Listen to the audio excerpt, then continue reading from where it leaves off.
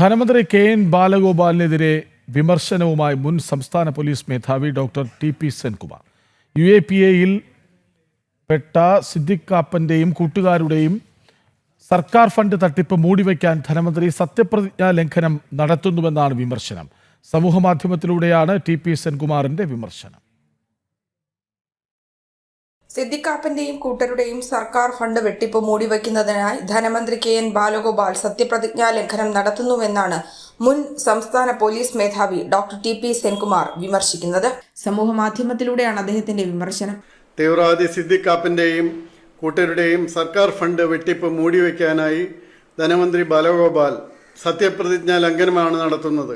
കൃത്യനിർവഹണത്തിൽ സ്വജനപക്ഷപാതം കാണിക്കൽ, ഭയമോ പ്രീതിയോ ഇല്ലാതെ പ്രവർത്തിക്കുമെന്ന സത്യവാചകത്തിന് കടകവിരുദ്ധമാണ്.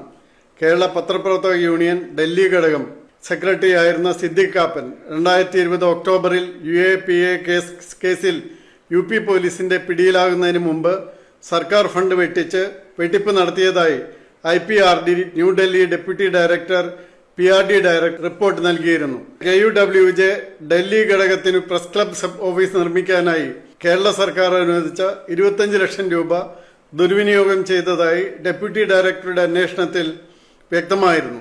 സർക്കാർ ഫണ്ടിന് PRD വിനിയോഗ സർട്ടിഫിക്കറ്റ് ആവശ്യപ്പെട്ടതോടെയാണ് കാപ്പനും കൂട്ടരും കുടുങ്ങിയത്. IPRD ഇൻസ്പെക്ഷൻ ആൻഡ് മോണിംഗ് കമ്മിറ്റിയും ക്രമക്കേട് സ്ഥിരീകരിച്ചുവെങ്കിലും ബാഹ്യ ഇടപെടൽ കൊണ്ട് ഫയൽ തടഞ്ഞുവെച്ചുവെന്നും സെൻകുമാർ വ്യക്തമാക്കുന്നു. സർക്കാർ ഫണ്ട് ബാങ്കിൽ FD ആക്കി പലിശ വരുമാനം ഉണ്ടാക്കുക എന്ന ഗുരുതരമായ ക്രമക്കേടും ഡെപ്യൂട്ടി ഡയറക്ടർ കണ്ടെത്തിയിരുന്നു. ധനവകുപ്പ് ഇൻസ്പെക്ഷൻ വിംഗ് നടത്തിയ ചോദ്യം ചെയ്യലിൽ സർക്കാർ ഫണ്ട് വെട്ടിച്ചുവെന്ന് തെളിയുകയും ചെയ്തുവെന്നും അദ്ദേഹം വ്യക്തമാക്കുന്നു. എന്നാൽ ഈ റിപ്പോർട്ട് ധനമന്ത്രി പൂഴ്ത്തിവെച്ചുവെന്നാണ് സെൻകുമാർ പറയുന്നത്. ധനമന്ത്രി ബാലഗോപാൽ ഈ ഘട്ടത്തിലാണ് രക്ഷാപ്രവർത്തനത്തിന് ഇറങ്ങിയത്. അന്വേഷണ റിപ്പോർട്ട് ഉൾപ്പെട്ട ഫയൽ വിളിച്ചു വരുത്തി മന്ത്രി പൂഴ്ത്തിവെച്ചു. പരാതിയുടെ അടിസ്ഥാനത്തിൽ വിജിലൻസും ഇതേ വിഷയം അന്വേഷിക്കുന്നുണ്ടായിരുന്നു. ധനവകുപ്പ് അന്വേഷണ റിപ്പോർട്ട് തുടർ നടപടികൾക്കായി വിജിലൻസ് IPRD വകുപ്പുകൾക്ക് കൈമാറേണ്ടതിന് പകരം ഫയൽ മന്ത്രി കൈവശം വെച്ചിരിക്കുകയാണെന്ന് 6/7/21 തീയതിയിൽ വിജിലൻസ് ഡയറക്ടർ കോൺഫിഡൻഷ്യൽ നമ്പർ, ഞാൻ കത്തിന്റെ നമ്പർ ഇതിലുണ്ട്, അത് വായിക്കുന്നില്ല, നമ്പർ കത്ത് പ്രകാരം വിജിലൻസ് അഡീഷണൽ ചീഫ് സെക്രട്ടറിയെ അറിയിച്ചു. ധനമന്ത്രിയുടെ പിടിവാശി കാരണം പെൻഷൻ മുടങ്ങുമോ എന്ന ആശങ്കയും ധനവകുപ്പ് ഉന്നത ഉദ്യോഗസ്ഥർക്കുണ്ട്. IG റിപ്പോർട്ടിൽ ധനവകുപ്പിലെ ചുമതലക്കാരായ ഉദ്യോഗസ്ഥരുടെ പേര് വിവരങ്ങൾ ഉണ്ടെന്നും അദ്ദേഹം വ്യക്തമാക്കുന്നുണ്ട്. സിദ്ദിഖ് കാപ്പൻ ഉൾപ്പെട്ട മാപ്രസംഗത്തെ വിജിലൻസ് കേസിൽ നിന്നും രക്ഷിക്കുക എന്ന ഉദ്ദേശത്തിലാണ് ധനമന്ത്രി അന്വേഷണ റിപ്പോർട്ട് അടങ്ങിയ IWA1/11/2022 FIN നമ്പർ ഫയലിൽ അടയിരിക്കുന്നത്.